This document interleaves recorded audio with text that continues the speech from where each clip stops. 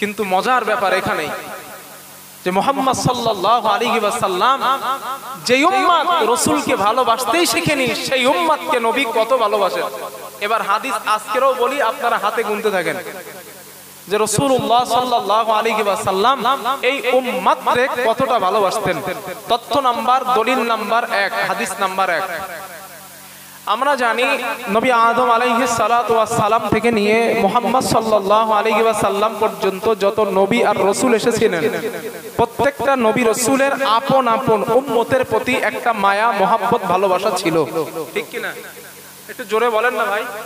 ঠিক। দুইজন নবীর কথা কোরআনের মধ্যে আসছে। এই দুইজন নবীর দৃষ্টান্ত আল্লাহ আমাদের নবীকে জানিয়েছেন যে এই দুইজন নবীর ওনাদের উম্মতের প্রতি কত মায়া ছিল, মহব্বত ছিল। এই কথাটা আমাদের নবীকে আল্লাহ জানিয়েছেন কোরআনের মাধ্যমে। নাম্বার 1, ইব্রাহিম আলাইহিস সালাতু ওয়াস সালামের আপন উম্মতের প্রতি কত মায়া ছিল, এই কথাটা আমাদের নবী একদিন কোরআনের মাধ্যমে পড়তেছে। আল্লাহর নবী পড়লেন, রাসূলুল্লাহ সাল্লাল্লাহু আলাইহি ওয়াসাল্লাম আল্লাহর নবী কোরআনের মাধ্যমে পড়লেন ইব্রাহিম নবীর উম্মতের জন্য কত মায়া।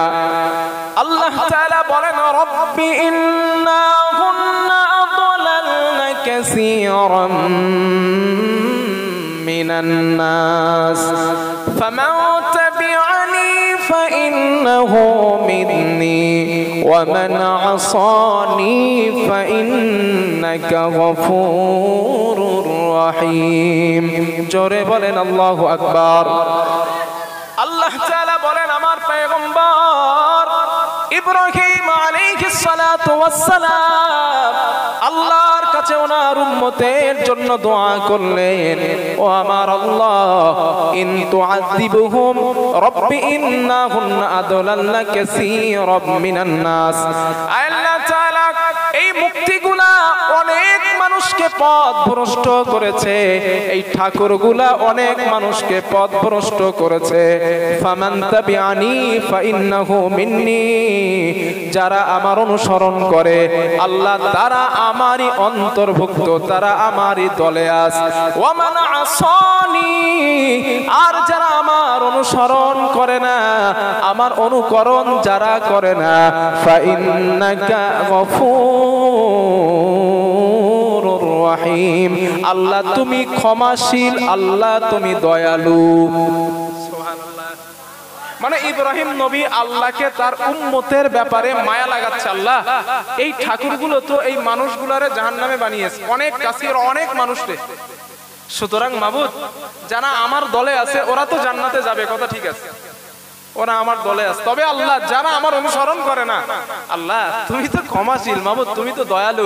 মানে আল্লাহরে দরদ লাগাই, মাবুদ তুমি চাইলেও এদেরকেও মাফ করে দিতে পারো যারা আমার অনুসরণ করে না। আমাদের নবী এই কথাটা কোরআনের মাধ্যমে পড়েছে। নবী চিন্তা করলেন, হায় হায়, ইব্রাহিম নবীর এত মায়া, এত মায়া উম্মতের উপরে। ভাই কথা বললে হবে না ভাই, আপনারা আমার একটা কথা শুনবেন, একটুখানি আগিয়ে আসবেন পিছনে এই জায়গাগুলো। এমন একটু আগিয়ে আসুন তো বাবা, একটু আগিয়ে আসুন। চাচাজি আপনারা একটু আগিয়ে আসুন, একটু আগিয়ে আসুন প্লিজ। একটু আগিয়ে আসলে পিছনের ভাইয়েরা অনেক দাঁড়ানো আছে, ওনারা একটু বসার সুযোগ পাবে। আর আল্লাহ তাআলা কোরআনে বলেছেন, ইয়া আইয়ুহাল্লাযীনা আমানু, ও ঈমানদারেরা, ইযা কিলা লাকুম তাফাসসাহু ফিল মাজালিস, তোমরা মাহফিলের জায়গা প্রশস্ত রেখো না, ফাঁকা রেখো না। আগত মুমিনদের জন্য তোমরা মাহফিলে জায়গা করে দাও, আমি আল্লাহ তোমাদের জান্নাতে জায়গা করে দেব। সুবহানাল্লাহ। একটু পিছনের ভাইদের একটু জায়গা করে দেন, আল্লাহ ইনশাআল্লাহ আমাদের জান্নাতে জায়গা করে দেবেন।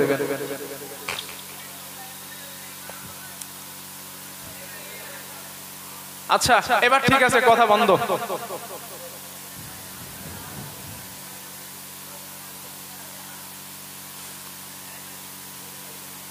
আপনাদের এখান থেকে নামবো, এখান থেকে নেমে আমার কালকের মাহফিল আমেদাবাদ, সকাল 6টায় ফ্লাইট। মানে এখান থেকে আর বাড়ি যাওয়া হবে না, ডাইরেক্ট যাব এয়ারপোর্টে। এখন কিচ্ছু খাওয়া দাওয়া না, সেই সন্ধ্যেবেলা বার হয়েছিলাম মাগরিবের নামাজ পড়ে, ওখানে গিয়ে এসার নামাজটা পড়লাম, আর এই পর্যন্ত শুধু এক ঢোক পানি খেয়েছি, আর কিচ্ছু না। এরপরেও যদি আপনারা কিসির মিসির করেন আমার কষ্ট হবে। দেখুন আমি কষ্ট করে বলছি দিনের স্বার্থে, আল্লাহর জন্য। যাতে আপনাদের একটু উপকারে আসে। আপনারা যদি মনোযোগ দিয়ে না শোনেন আমার কথাগুলো বলা পুরো বেকার হবে। এই জন্য চাচাজি আপনার আমার আব্বার মতো, পিতার মতো, দাদুজানের মতো, আমি সন্তান হয়ে নাতির মতো হয়ে রিকোয়েস্ট করছি আপনাদের কাছে। আমি আপনাদের হুজুর না, আমি বক্তা না, আমি আপনাদের ছেলে। মনে করেন আমি ছেলে, এই মনে করে আমার কথাগুলো একটু শোনেন। তো রাসূলুল্লাহ সাল্লাল্লাহু আলাইহি ওয়াসাল্লাম উনি এই আয়াতগুলো যখন পড়লেন আর চিন্তা করলেন, হায় হায়, ইব্রাহিম নবীর উম্মতের জন্য এত মায়া ছিল। নবী চিন্তা করতেছে। হাদিসের মধ্যে আসছে ওয়াতালা কওলা ঈসা আলাইহিস সালাম, ঈসা নবীর উম্মতের জন্য কত মায়া আমাদের নবী কোরআনের মাধ্যমে পড়লেন। ঈসা নবী তার উম্মতের জন্য আল্লাহর কাছে দোয়া করলেন, ইন তুআযিবহুম ফাইন্নাহুম ইবাদুক ওয়া আমার আল্লাহ, এই মানুষগুলাকে আপনি আযাব দিবেন, এরা তো আপনারই বান্দা। আল্লাহরই বলতেছে, আল্লাহ এদেরকে আপনি আযাব দিবেন, এরা তো আপনারই বান্দা। ওয়া ইন তাগফির লাহুম ওয়া আমার আল্লাহ, আপনি যদি এদেরকে ক্ষমা করে দেন, আপনি যদি এদেরকে maaf করে দেন, ফা ইন্নাকা আনতাল আজিজুল হাকীম, আল্লাহ তুমি মহাপরাক্রমশালী, আল্লাহ তুমি মহাপ্রজ্ঞাময়।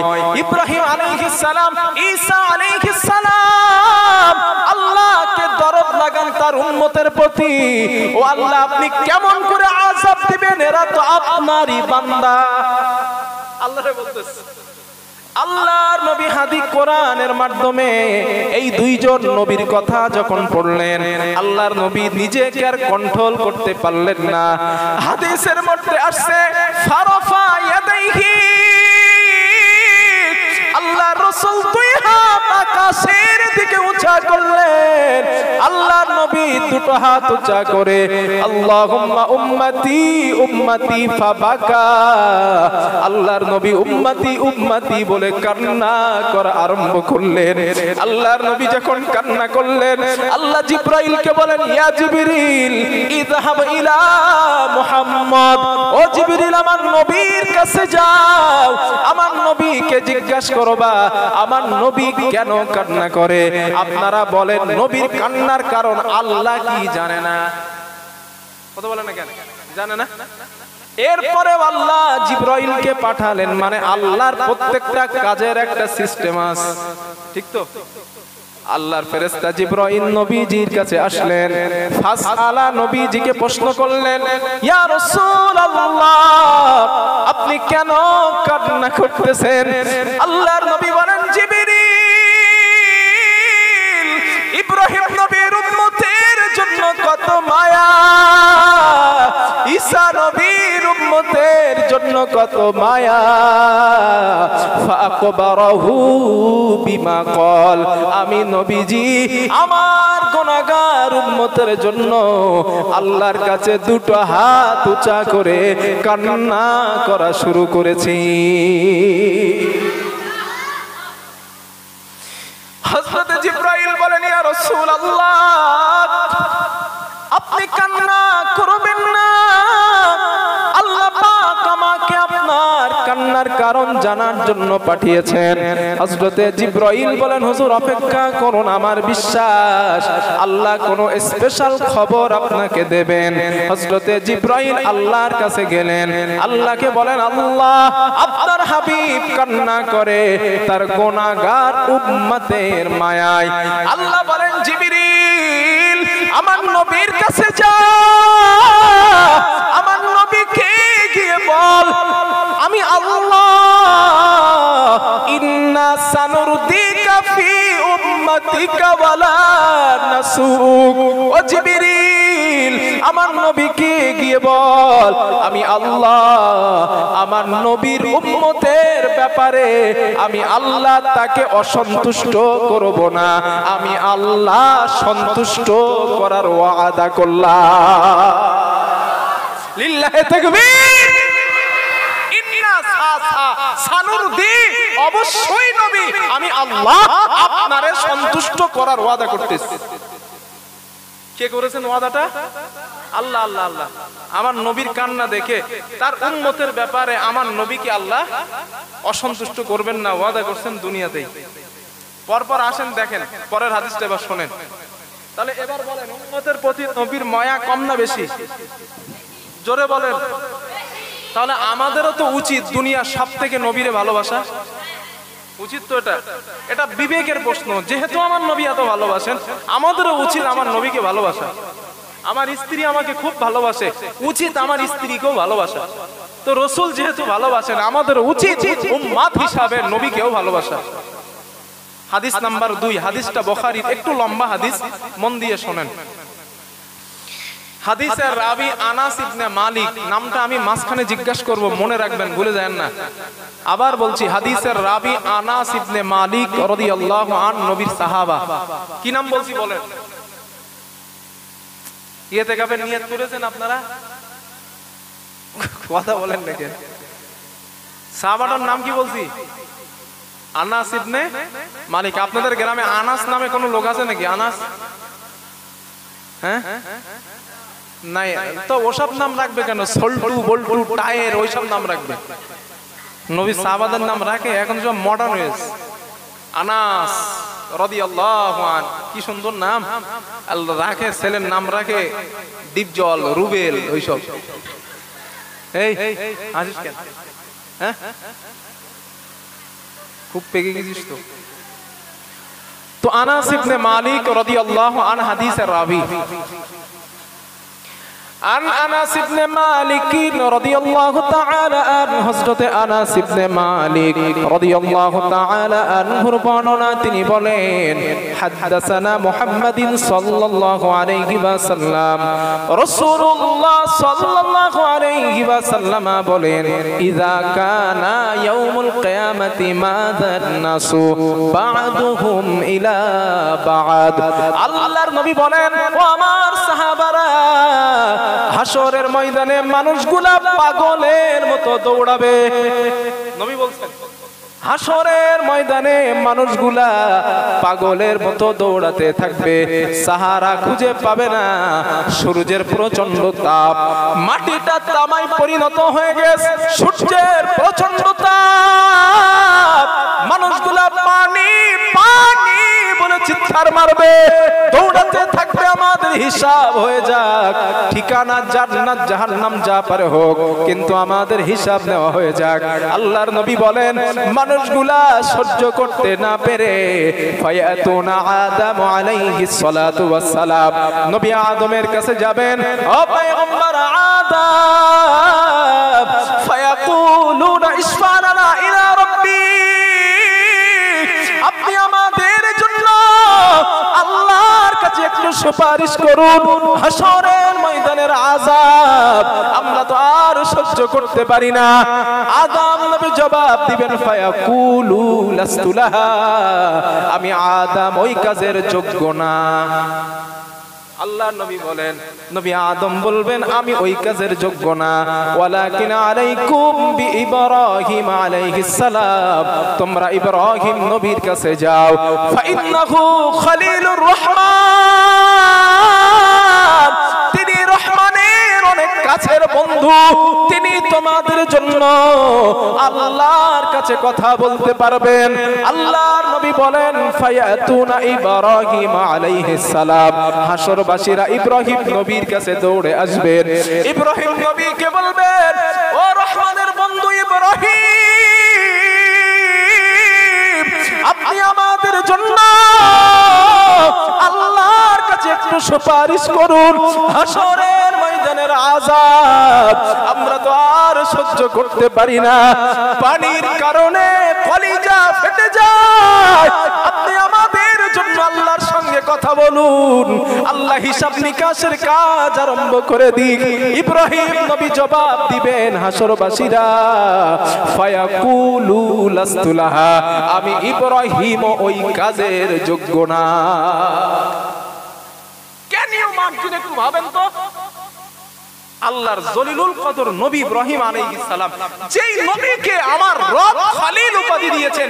ইব্রাহিম সাধারণ মানুষ না, ইব্রাহিম আমি রবের বন্ধু। আমি আল্লাহর বন্ধু ইব্রাহিম। সেই ইব্রাহিম নবী, বুখারীর হাদিস, উলামায়ে কেরাম আমাকে জিজ্ঞেস করেন, হাদিসের সনদ চুল পরিমাণে কোনো দুর্বল নাই। সনদের প্রথমে লেখা আছে লা বাসা বিহি, এর সনদে কোনো সমস্যা নাই।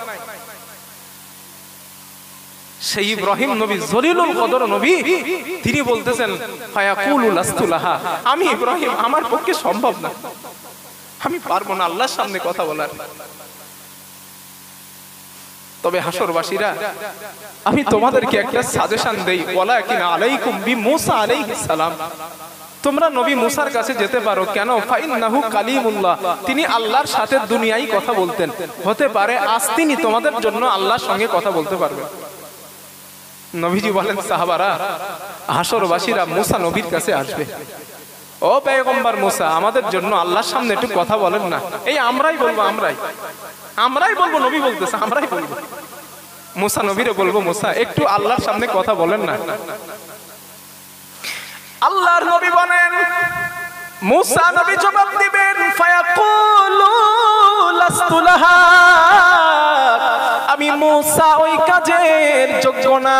ওয়ালাকিন আলাইকুম বিঈসা আলাইহিস সালাম, তোমরা নবী ঈসার কাছে যাও। ফাইন্নাহু রূহুল্লাহ ওয়া কালিমাতুহু, তিনি আল্লাহর দেওয়া রূহ, আল্লাহর দেওয়া কালিমা, তিনি তোমাদের জন্য আল্লাহর সামনে কথা বলতে পারবেন। আল্লাহর নবী বলেন, ফায়াতুনা ঈসা আলাইহিস সালাম, হাসরবাসীরা ঈসা নবীর কাছে দৌড়াবেন। ঈসা নবীর কাছে এসে বলবেন, পয়গম্বর ঈসা, ফায়াকুলুনা ইশফা লানা ইলা রাব্বি, আপনি আমাদের জন্য আল্লাহর সামনে একটু কথা বলুন, আমরা এই হাসরের আযাব আর সহ্য করতে পারছি না। ঈসা নবী বলবেন, আমি তো পারবই না। মুহাদ্দিসরা হাদিসের ব্যাখ্যায় লিখলেন, নবী আদম কেন বলছেন পারবো না, নবী ইব্রাহিম কেন বললেন পারবো না, নবী ঈসা কেন বললেন পারবো না, মুসা কেন বললেন পারবো না? মুহাদ্দিসরা হাদিসের ব্যাখ্যায় লেখেন, আদম নবী অজুহাত পেশ করবেন, আমি এই কারণে পারবো না। আল্লাহ কোরআনে বলেছেন, লা তাকরাবা হাদিহিশ শাজারাতা ফাতাকুনা মিনাল যালিমিন। আল্লাহ তাআলা নবী আদমকে বলেছিলেন, ও পয়গম্বর আদম, ওই গাছের নিকটে তুমি যাবে না। আল্লাহ মানা করছিল না জান্নাতে? কথা বলেন না কেন? গাছের নিকটে তুমি যাবে না, ফাতাকুনা মিনাজ জালিমিন, তাহলে তুমি জালিমদের অন্তর্ভুক্ত হয়ে যাবে। আদম নবী এই কথাটা অমান্য করেছিল না করে নাই? জোরে বলেন। করছিলেন। আদম নবী বলবেন, আমি জানি না, ওই দিন ওই আল্লাহর ওই হুকুম ভুলবশত অমান্য করার কারণে আজ আল্লাহ আমার সঙ্গে কি ব্যবহার করবেন আমি আদম কিন্তু জানি না। তবে কোরআনের মধ্যে মুহাদ্দিসরাই লিখেছেন, আদম নবীর ওই গুনাহটাও আল্লাহ দুনিয়া থেকেই মাফ করেছিলেন। আমরা নামাজে একটা দোয়া করি না? মোনাজাতের সময় একটা দোয়া বলি, কি বলেন দিন? রব্বানা। এটা আমার সাথে একটু বলেন। আদম নবীর ব্যাপারে আদম আলাইহিস সালাম কে আল্লাহ শেখালেন, আদম আমার কাছে তুমি বলো, রব্বানা যালামনা আনফুসানা ওয়া ইল্লাম তাগফির লানা ওয়া তারহামনা লানাকুনান্না মিনাল খাসিরিন। আদম নবী বলেন, রব্বানা যালামনা আনফুসানা, ও আমার রব, আমি আমার নফসের উপরে জুলুম করেছি, ওয়া ইল্লাম তাগফির লানা, যদি তুমি আমাকে ক্ষমা না করো, ওয়া তারহামনা, এবং আমার প্রতি রহম না করো, দয়া না করো, লানাকুনান্না মিনাল খাসিরিন, আল্লাহ আমি ক্ষতিগ্রস্তদের অন্তর্ভুক্ত হয়ে যাব। মুহাদ্দিসরা লেখেন, আল্লাহ এই দোয়া শেখানোর পর আদম নবীর গুনাহ আল্লাহ মাফ করে দিয়েছিলেন। আল্লাহ মাফ করছিলেন, তার দলিল কি? আদম নবীকে আল্লাহ তার নবীও বানালেন। যদি মাফ না করতেন তো নবী কেন বানালেন? কথা বলেন না কেন? যদি মাফ না করতেন তো আদম আলাইহিস সালামকে নবী কেন বানালেন? সুতরাং মাফ করেছিলেন বলেই আল্লাহ তাকে নবী বানিয়েছিলেন। প্রিয় ভাইরা, একবার চিন্তা করুন তো, ওই মানুষটা ভুলবশত একটা আল্লাহর হুকুম অমান্য করেছিল জান্নাতে, সেই অমান্য করার সাজা স্বরূপ আল্লাহ তার দুনিয়াতে দিয়েছেন এবং মাফও করেছেন এবং তাকে নবীও নিজে গ্রহণ করেছেন। সেই আদম আলাইহিস সালাম হাসরের দিন বলবেন, আমি জানি না ওই কথা অমান্য করার কারণে আজ আল্লাহ আমার সাথে কি ব্যবহার করবেন। একটা মানুষ হাত তুলে বলবেন, আমার কোনো গুনাহ নাই? হ্যাঁ, আমরা জীবনে যা ভুল করেছি আল্লাহ সব মাফ করে দিয়েছেন, এই গ্যারান্টি কেউ দিতে পারবেন? তাহলে আমরা দুনিয়ায় এমন ভাবে কেন চলি, মনে হয় যেন আমাদের মতো আল্লাহর ওলি আর দুনিয়াতে কেউ নাই। না আছে মরার ভয়, না আছে কবরের আযাবের ভয়, না আছে জাহান্নামের ভয়। ঠিক বলছি না ভুল বলছি? তাই যদি হতো, তাই যদি না হতো, তাহলে জুমার দিন মসজিদ ভরে যায় আর ওয়াক্তীয় নামাজে এক কাতার মুসল্লি কেন হয়? বলুন আমারে। এক কাতার মুসল্লি জুমার দিন ছাড়া, এক কাতার মুসল্লি ফজরের নামাজে 3 জন 4 জন, খুব বেশি 10 জন, তার বেশি মুসল্লি নাই। গ্রামের লোক সব মারা যায় আর জুমার দিন জীবিত হয়। মরণের ভয় যদি মানুষ করত, ইচ্ছাকৃত হলেও মানুষ নামাজ ছাড়তো না, অনিচ্ছাকৃত হলেও নামাজ ছেড়ে দিত না। প্রিয় ভাইরা, আদম নবীর কথা একবার ভাবে, ওই মাঠটা কতটা বিভীষিকাময়, কতটা কঠিন হবে ওই মাঠটা, যে আল্লাহর নবী আদম একটা ভুল করছেন, তার অপরাধ আল্লাহ দুনিয়াতেই ক্ষমা করছেন। সেই ব্যক্তিটা বলছেন, আমি আল্লাহর সামনে কথা বলার সাহস রাখি না। আমাদের অবস্থা কি?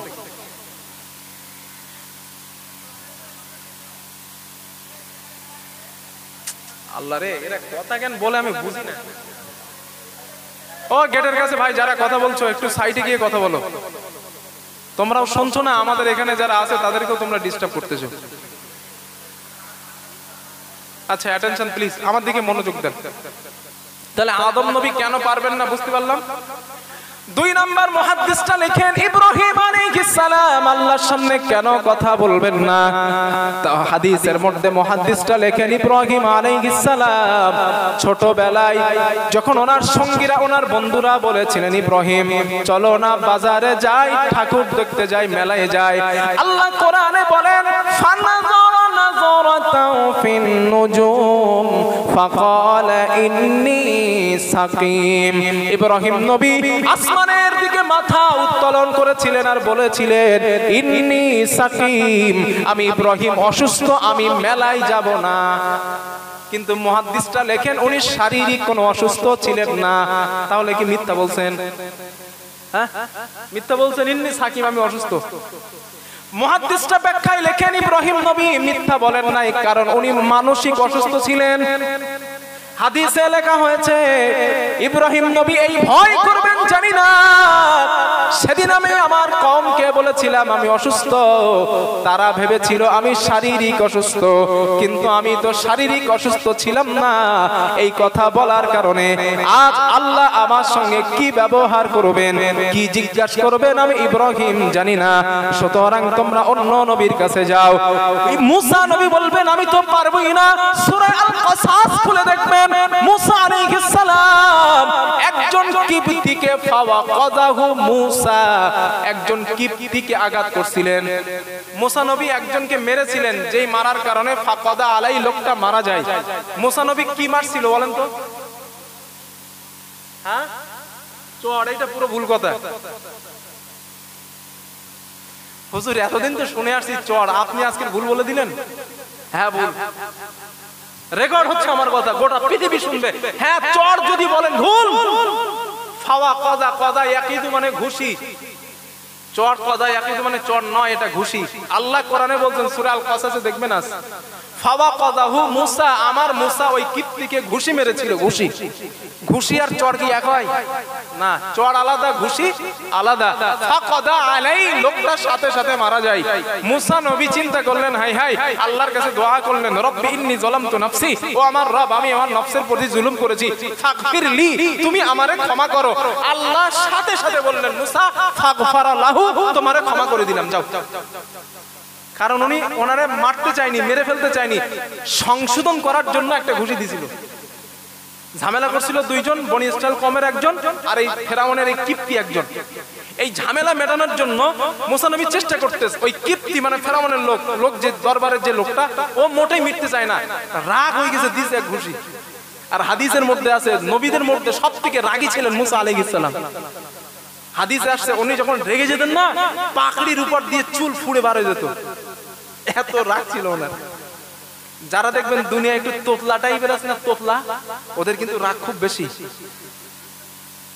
মুসা আলাইহিস সালাম তোতলা ছিলেন হালকা, ওনার রাগ এত বেশি ছিল পাগড়ি ফুড়ে চুল বার হয়ে যেত। এক দিছে ঘুষি, ফাকদা আলাই, সাথে সাথে লোকটা মারা গেছে। আর নবীদের কবজির পাওয়ার তো আল্লাহ রাসূল সাল্লাল্লাহু আলাইহি ওয়াসাল্লাম বলতেন, আমি মুহাম্মদ সাল্লাল্লাহু আলাইহি ওয়াসাল্লাম আমার এক একটা কবজির মধ্যে 40 জন জান্নাতি পুরুষের ক্ষমতা দিয়ে দিয়েছেন আল্লাহ। সুবহানাল্লাহ বলবেন না? এক একটা কবজির মধ্যে 40 জন পুরুষের ক্ষমতা, মানে দুইটা কবজিতে 80 জন। পয়গম্বরদের স্পেশাল শক্তি আল্লাহ দিতেন। তো ওই শক্তি দিয়ে দিছে এক ঘুষি, মরে গেছে বেটা। তো যখন মরে গেছে আল্লাহর কাছে দোয়া করলেন, আল্লাহ আমি তো নফসের প্রতি জুলুম করেছি, মাবুদ তুমি আমারে মাফ করে দাও। মুসা সাল্লাম বললেন, আল্লাহ বললেন মুসা যাও তোমারে মাফ করে দিলাম, কারণ তুমি তো মারতে চাও না, আমি মাফ করে দিছি। মুহাদ্দিসরা লেখেন এই লোকটাকে ঘুষি মারার কারণে যে লোকটা মারা গিয়েছিল, মুসা নবী বলবেন জানি না হাসরের দিন এই মারা যাওয়ার ব্যাপারে আল্লাহ আমার কাছে কি জিজ্ঞাসা করবেন, তাই আমি মুসা কথা বলতে পারছি না। ঈসা নবী বলবেন আমি তো পারবোই না। কেন? তাম দুনিয়ার খ্রিস্টানেরা আমি ঈসাকে আল্লাহর পুত্র বলেছিল, আল্লাহর ছেলে বলেছিল। ওয়াকালাতিল ইয়াহুদু উযাইরুন ইবনুল্লাহ ওয়াকালাতিন নাসারাল মাসীহ ইবনুল্লাহ। খ্রিস্টানেরা ঈসা নবীকে আল্লাহর পুত্র বানালো। ঈসা নবী বলেন আমি তাদেরকে বলি নাই, বলতে বলি নাই, আমি তো তাদেরকে বলেছিলাম ইন্নী আবদুল্লাহ আতানিয়াল কিতাব ওয়া জাআলানি নবিয়্যা। আমি তাদের বলেছিলাম আমি আল্লাহর গোলাম, আল্লাহর বান্দা, আমার কাছে রিসালাত দেওয়া হয়েছে, আমি নবী, সুতরাং তোমরা আমাকে আল্লাহর ছেলে বলো না। ঈসা নবী বলবেন জানি না ওই দিন তারা আমাকে আল্লাহর পুত্র বানানোর কারণে আজ আল্লাহ আমার সঙ্গে কি ব্যবহার করবেন আমি নবী ঈসা জানি না। তবে হাসরবাসীরা আজ আমি তোমাদেরকে একটা সাজেশন দিই, আজ এই হাসরের ময়দানে কেবল একমাত্র শুধুমাত্র একজন ব্যক্তি কথা বলতে পারবেন, ওয়ালাকিন আলাইকুম বিমুহাম্মাদিন সাল্লাল্লাহু আলাইহি ওয়াসাল্লাম, আখিরি জামানার পয়গম্বর নবী মুহাম্মদ রাসূলুল্লাহ সাল্লাল্লাহু আলাইহি ওয়াসাল্লামের কাছে যাও, তিনি তোমাদের জন্য আল্লাহর সামনে কথা বলতে পারবে। আল্লাহর নবী সাহাবাদেরকে বলেন সাহাবারা শোনো, ঈসা নবী যখন পাঠিয়ে দিবে ফায়াতুনি ফায়াকুল, হাসরবাসীরা আমি নবী আমার কাছে আসবে, দৌড়াতে দৌড়াতে আমি নবীর কাছে আসবে। আমি নবীর কাছে আসার পর তারা যখন তাদের অভিযোগটা আমি নবীকে জানাবে, আমি নবী বলবো আনা লাহা, হ্যাঁ আমি নবী আজ এই কাজেরই যোগ্য। নবী বলবেন সাহাবারা আমি রাসূল কাউরে ফিরিয়ে দেব না, আমি নবী কাউরে ফেরাবো না, আমি বলবো আনা লাহা, হ্যাঁ আমি মুহাম্মদ এই কাজের যোগ্য। আল্লাহর নবী বলেন সাহাবারা ওই হাসরের দিন আল্লাহ আমাকে স্পেশাল কিছু কালিমা, স্পেশাল কিছু বাক্য আমি নবীকে শিখিয়ে দেবেন, যেই কালিমা যেই বাক্যগুলা অন্য কোন নবীকে শেখানো হবে না। আল্লাহর নবী বলেন তবে সাহাবারা লা ইয়াহজুরুনিল আন, আমি নবী ওই বাক্যগুলো আজও জানি না, হাসরের দিন আল্লাহ আমাকে কি বাক্য শেখাবেন। তবে সাহাবারা শোনো, ওই বাক্য আল্লাহ আমাকে শেখানোর পর ফাহমাদাহু বিতিলকাল মাহামিদ। আমি নবীজি ওই বাক্যের মাধ্যমে আল্লাহর প্রশংসা করা আরম্ভ করব। আমি আল্লাহর প্রশংসা করতে থাকব। ওয়া আখিরু লাহু সাজিদান। এরপরে আমি নবী সিজদায় পড়ে যাব। আমি নবী সিজদায় পড়ে যাওয়ার পর ফায়ুকালু ইয়া মুহাম্মদ, আমাকে রবের পক্ষ থেকে বলা হবে, হে মুহাম্মদ ইরফা রাসাকা, মুহাম্মদ তোমার মাথা ওঠাও। ওয়াকুল, বলো ইসমালাকা, তোমার কথা শোনা হবে। ওয়াসাল তুতা, তুমি যা চাও আজ আমি আল্লাহ তোমাকে তাই দেব। ওয়াসফা তুশফা, আজ তুমি নবী যার জন্য সুপারিশ করবা আমি আল্লাহ তার সুপারিশ কবুল করে নিব।